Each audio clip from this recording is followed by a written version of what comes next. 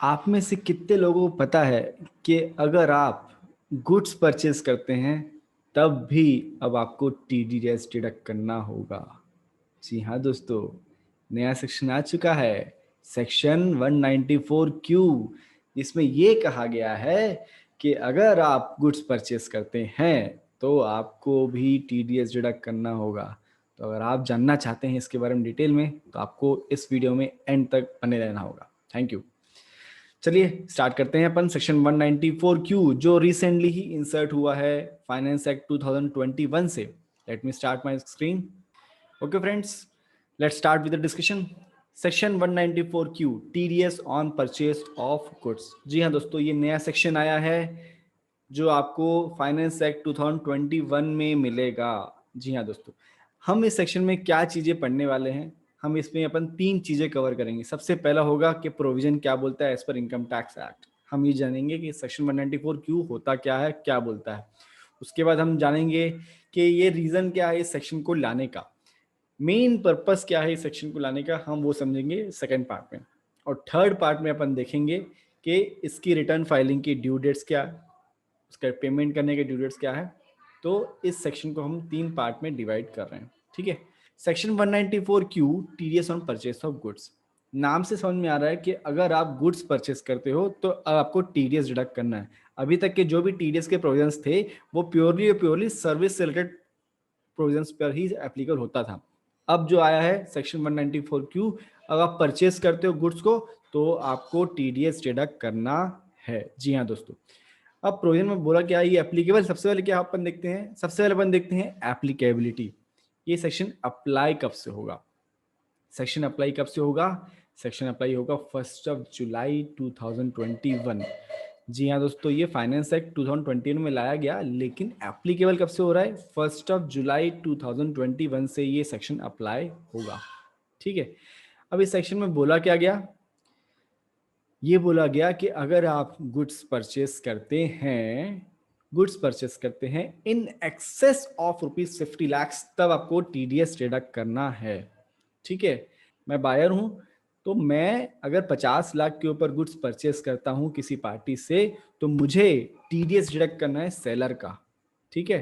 तो आपको TDS deduct करना है अगर आप 50 लाख के ऊपर गुड्स परचेस करते हैं। तो क्या रेट से डिडक्ट करना है सर, वो भी बता देते हैं। टीडीएस आपको डिडक्ट करना है एट द रेट ऑफ 0.1%। 0.1% आपको टीडीएस डिडक्ट करना है। सपोज आपने किसी एक पार्टी से गुड्स परचेस किया 54 लाख का, तो 54 लाख का पूरे में टीडीएस आपको डिडक्ट नहीं करना है। 50 लाख के ऊपर कितना अमाउंट है, 4 लाख, तो 4 लाख पे 0.1% आपको टीडीएस डिडक्ट करना है, जो भी आप गुड्स परचेस करते हैं उसके बेसिक वैल्यू पे, ठीक है। बेसिक वैल्यू पे टीडीएस आपको डिडक्ट करना है at the rate of 0.1% of goods, ठीक है। लेकिन वहीं अगर आपके पास अगर पेन नहीं है सामने वाली पार्टी का, आपको जो गुड्स सेल कर रहा है उसका आपके पास पेन नहीं है या आधार नहीं है, तो आपको कितना टीडीएस डिडक्ट करना है, आपको 5% टीडीएस डिडक्ट करना है। कब डिडक्ट करना है, एज इट इज सेम है जैसे अपन हमेशा टीडीएस के सारा प्रोविजन देखते हैं, eight the time of payment of credit whichever is earlier, उसके हिसाब से आपको टीडीएस डिडक्ट करना है। प्रोविजन क्लियर हुआ। एप्लीकेबल किसको होगा, 1 जुलाई से एप्लीकेबल होगा। कौन डिडक्ट करेगा, बायर डिडक्ट करेगा। किसका डिडक्ट करेगा, सेलर का। कितने में डिडक्ट करना है, 50 लाख के ऊपर जो भी गुड्स परचेस करते हो आप, तो उस अमाउंट पे अपने को टीडीएस डिडक्ट करना है। कितना करना है, एट द रेट ऑफ 0.1%, ठीक है। Got it. कब करना है, at the time of payment और credit whichever is earlier, ठीक है। अब हम देखते हैं ये सेक्शन अप्लाई किसको किसको नहीं होगा। सेक्शन 194Q उनको अप्लाई नहीं होगा जिनका टर्नओवर पिछले साल, जिसका टर्नओवर या सेल्स या ग्रॉस रिसिप्ट जो भी आप बोलें, अगर 10 करोड़ के नीचे है पिछले साल में, जस्ट इमीडिएटली प्रीसीडिंग ईयर में अगर 10 करोड़ के नीचे है तो ये सेक्शन आपको अप्लाई नहीं होता है, ओके। तो 10 करोड़ के नीचे टर्नओवर तो आपको बेफिक्र हो कि आप आराम से रहिए, कोई दिक्कत नहीं है, ठीक है। दूसरा, अगर आप कोई टैक्स डिडक्ट कर रहे हैं under any other provisions of the act, अगर किसी दूसरे प्रोविजन ऑफ द एक्ट में आप अगर टीडीएस डिडक्ट करते हो, फॉर एग्जांपल 194C, अगर आप 194C में टीडीएस डिडक्ट कर रहे हो तो आपको ये प्रोविजन अप्लाई नहीं होगा, ठीक है। भले ही आपका 10 करोड़ के ऊपर टर्नओवर है, लेकिन अगर आप किसी दूसरे सेक्शन में टीडीएस डिडक्ट कर रहे हैं तो वो सेक्शन प्रिवेल करेगा, ये सेक्शन नहीं। ठीक है, 206C1 वाले जो ट्रांजेक्शन होंगे उस पर आप अगर वो एप्लीकेबल होता है तो आपका ये सेक्शन अप्लाई नहीं होगा। ठीक है, 206C1 क्या है? टीसीएस है, TCS on sale of goods. हम सेल करते हैं तब, अगर अब मैं सेल करता हूं तो seller is required to collect TCS, है ना। तो कौन कौन से 206C1 में कौन कौन से कवर होते हैं? Alcoholic liquor, tendu leaves, timber, scrap, minerals, being coal और इग्नाइट और आयरन ओर्स। ठीक है, और क्या क्या कवर होते हैं 206C1F में? जो मोटर व्हीकल, अगर आप किसी को 10 लाख के ऊपर मोटर व्हीकल बेचते हैं तो आपको 206C1F में टीसीएस कलेक्ट करना रहता है। ठीक है, साथ ही साथ 206C1G में है आपका liberalise remittance scheme of RBI. ठीक है, तो अगर ये सब आपका प्रोविजन होता है, अगर प्रोविजन अप्लाई होते हैं, टीसीएस वाले प्रोविजन अप्लाई होते हैं अगर, तो आपको टीसीएस वाले प्रोविजन ही अप्लाई करना है, ये प्रोविजन अप्लाई नहीं करना है। अब आपकी मजेदार बात ये है, इसमें मैंने 206C1H नहीं लिखा हूँ, जो लास्ट ईयर इंट्रोड्यूस हुआ था उसमें क्या लिखा था 206C1H में? TCS on sale of goods. अगर आप गुड्स सेल करते हैं 50 लाख के ऊपर, ठीक है, तो आपको 0.1% के हिसाब से टीसीएस कलेक्ट करना था और उसको गवर्नमेंट को पे करना था, अगर आप सेलर हैं तो। ठीक है, 206C1H में क्या है? Seller is required to collect TCS, seller को कलेक्ट करना था इनकम टैक्स फ्रॉम बायर। अभी जो अपन सेक्शन पढ़ रहे हैं सेक्शन 194Q, वो बायर डिडक्ट करेगा सेलर का। TDS on purchase of goods है जो हम अभी पढ़ रहे हैं 194Q, TDS on purchase of goods है। और 206C1H क्या था? TCS on sale of goods. ठीक है, अब आप सोचोगे कि सर जब ऑलरेडी वो सेक्शन चल रहा था 206C1H, तो ये नया सेक्शन लाने की क्या जरूरत थी, क्यों लाया गया? जब वो ऑलरेडी चल रहा है कि सेलर ऑटोमेटिक कलेक्ट कर रहा है, फिर यहाँ से अपन फिर से डबल डबल, ये क्या है, ये क्या है? वहां से आप टीसीएस भी कलेक्ट करवा रहे हो और यहाँ से आप टीडीएस भी डिडक्ट करा रहे हो, ये हो क्या रहा है? ये सेक्शन लाया इसलिए गया सेक्शन 206C1H में ही लिखा हुआ है, उसके कारण ही ये सेक्शन लाया गया है। अपने को समझ में आ रहा होगा 206C1H क्या होता है, अपन ने पढ़ा हुआ है कि अगर आप सेल करते हो गुड्स को, ठीक है, उसमें क्या लिखा हुआ है? अगर आप गुड्स सेल करते हो 50 लाख के ऊपर किसी एक पार्टी को, तो आपको टीसीएस कलेक्ट करना है 0.1%। जैसे अपन जीएसटी कलेक्ट करते हैं, same as it is income tax भी कलेक्ट करना था टीसीएस के फॉर्म में at the rate of 0.1% from sale of goods. ठीक है, इसमें भी क्या लिखा था? आपको 10 करोड़ के ऊपर आपका टर्नओवर है तो ये सेक्शन 206C1H अप्लाई होगा। ठीक है, अगर 206C1H में क्या लिखा हुआ है कि अगर आपका टर्नओवर 10 करोड़ के ऊपर है पिछले साल में, तो आपको 206C1H में आपको टीसीएस कलेक्ट करना है। जिसका 10 करोड़ के नीचे टर्नओवर है तो उसके लिए तो सेक्शन 206C1H अप्लाई नहीं होता है। लेकिन ऐसा भी तो हो सकता है कि 206C1H वाली जो पार्टी है, जो सेलर है, उसका टर्नओवर भले ही 10 करोड़ के नीचे है, लेकिन जिसको सेल कर रहा है, जो बायर है, उसका टर्नओवर तो 10 करोड़ के ऊपर हो सकता है। हो सकता है ना।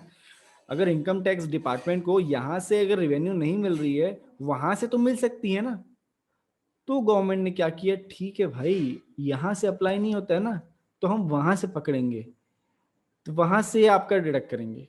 ठीक है, TCS on sale of goods पे नहीं हो रहा है, तो अब क्या करो, TDS on purchase of goods, purchase of goods पे ले आओ।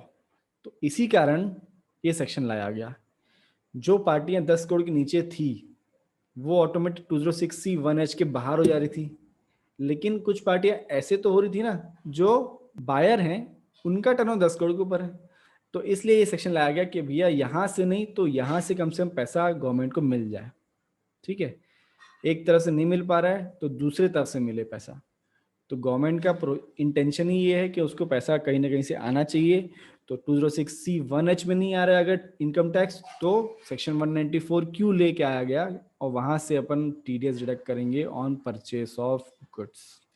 अगर दोनों का टर्नओवर 10 करोड़ के ऊपर है, परचेसर का टर्नओवर भी 10 करोड़ के ऊपर है, परचेसर का टर्नओवर 10 करोड़ के ऊपर है, बायर का टर्नओवर भी 10 करोड़ के ऊपर है, तो उस केस में कौन सा प्रोविजन अप्लाई होगा? 194Q के 206C1H? The answer is 194Q will apply. क्यों? उसका रेफरेंस 206C1H में लिखा हुआ है। 206C1H में क्या बोलता है, उसमें एक प्रोविजो है, उस प्रोविजन में लिखा हुआ है provided further that the provisions of this subsection shall not apply if the buyer is liable to deduct tax at source under any other provisions of this act on the goods purchased by him from the seller and has deducted such amount. क्या लिखा है? If the buyer is liable to deduct tax at source under any other provisions of the act, 206C1H में लिखा गया कि अगर buyer is required to direct TDS under any other provisions of the act, तो उस case में वो section apply होगा। इस प्रोविजन के कारण ही अब अगर दोनों का टर्नओवर 10 करोड़ के ऊपर है, बायर का भी ये 10 करोड़ के ऊपर है और सेलर का भी 10 करोड़ के ऊपर है, तो किसको इनकम टैक्स जमा करना है? कॉमेंट किसको जमा करना है? बायर की रेस्पॉन्सिबिलिटी है। Buyer is required to deduct TDS on purchase of goods. समझे? तो इसको अपन एक बार एग्जांपल के थ्रू समझते हैं। जस्ट अ मिनट, एक एग्जांपल लेते हैं तो उसमें बहुत ज़्यादा क्लियर हो जाएगा। ये देखिए, पहला केस देखते हैं। अगर सेलर का टर्नओवर 9 करोड़ है और बायर का टर्नओवर 12 करोड़ है, ठीक है, और दोनों के बीच का ट्रांजेक्शन 54 लाख का हुआ है, तो 4 लाख पे टीडीएस और टीसीएस अप्लाई होगा। यहाँ पे बायर का टर्नओवर कितना है? 12 करोड़, तो कौन सा प्रोविजन अप्लाई होगा? बायर का टर्नओवर 12 करोड़ है तो टीडीएस प्रोविजन अप्लाई होगा, TDS on purchase of goods. क्या रेट से करना है अपने को? टीडीएस 0.1%। कितने पे? 4 लाख पे, ठीक है। अब दूसरा केस स्टडी आ गया अपन। सेलर का टर्नओवर यहाँ पे 14 करोड़ है, बायर का टर्नओवर 8 करोड़ है, तो 10 करोड़ के ऊपर किसका है? सेलर का है। तो सेलर का 10 करोड़ के ऊपर है तो क्या प्रोविजन अप्लाई होगा? टीसीएस प्रोविजन अप्लाई होगा, section 206C1H। Section 206C1H apply होगा। क्या रेट से? 0.1%। यहाँ पे क्या करना है? Seller will collect from buyer, seller will collect from buyer, ठीक है। कितना? 0.1%। थर्ड केस, दोनों का टर्नओवर 10 करोड़ के ऊपर है, तो किसका अप्लाई होगा? TDS provision. Yes, section 194Q will prevail, section 194Q will prevail. इसका मतलब क्या होगा? Buyer is required to deduct TDS at the rate of 0.1%।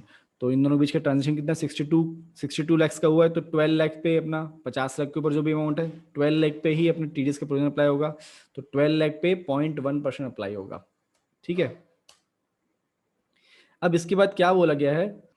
Seller का टर्नओवर 9 करोड़ है और बायर का टर्नओवर 12 करोड़ है, ठीक है। बायर का टर्नओवर 12 करोड़, तो टीडीएस प्रोविजन किसको अप्लाई होगा? बायर को अप्लाई होगा, TDS on purchase of goods. लेकिन उसके पास पैन नंबर नहीं है, पैन नंबर नहीं है, तो 194Q में क्या लिखा हुआ है? अगर बायर के पास सेलर का पैन नंबर नहीं है तो टीडीएस कितने से डिडक्ट करना है? 5%। 5% से टीडीएस डिडक्ट करना है अगर बायर के पास सेलर का पैन नंबर नहीं है, तो पैन या आधार नंबर नहीं है तो 5% से कलेक्ट करना है। वहीं अगर सेलर का टर्नओवर 10 करोड़ के ऊपर है, बायर का टर्नओवर 10 करोड़ के नीचे है, तो 206C1H अप्लाई होगा, ठीक है। तो यहाँ पे टीसीएस का रेट क्या होगा? अगर पैन नंबर नहीं है या फिर आधार नंबर नहीं है बायर का, तो सेलर को क्या रेट से टीसीएस कलेक्ट करना है? 1%।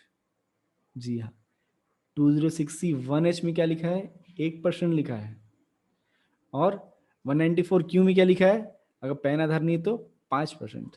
तो आपको ये देखना है, अगर आप बायर हैं कि सेलर हैं, तो आपको ये ध्यान रखना है कि आपको 194Q अप्लाई हो रहा है कि सेक्शन 206C1H अप्लाई हो रहा है। अगर पैन नंबर नहीं है अदर पार्टी का और आपकी रेस्पॉन्सिबिलिटी है टीडीएस से टीसीएस कलेक्ट करने की, तो दोनों के रेट्स अलग अलग हैं, ध्यान रखना। अगर टीडीएस प्रोविजन अप्लाई हो रहा है, TDS on purchase of goods, तो 5% टीडीएस डिडक्ट करना है सेलर का, ठीक है। वहीं अगर आप टीसीएस प्रोविजन अप्लाई होता है, TCS on sale of goods, तो उस केस में बायर से कितना कलेक्ट करना है? 1%। अगर पैन या आधार नहीं है तो, अगर पैन आधार है तो दोनों में रेट सेम है, 0.1%। Okay, got it? Example clear हुआ? अब ड्यू डेट क्या है पेमेंट करने की? जैसा टीडीएस का प्रोविजन होता है ना, सेम एज इट इज वैसा ही प्रोविजन अप्लाई होता है, ठीक है। ड्यू डेट ऑफ पेमेंट क्या है? 7th of next month. अप्रैल से लेकर फरवरी मंथ के लिए 7th ऑफ नेक्स्ट मंथ है, मार्च महीने के लिए 30 अप्रैल तक का टाइम दिया हुआ है, ठीक है। टीडीएस के रिटर्न फाइल करने हैं, तो टीडीएस का रिटर्न कब फाइल करना है? 26Q रिटर्न फाइल होगा। कैसा फाइल होगा?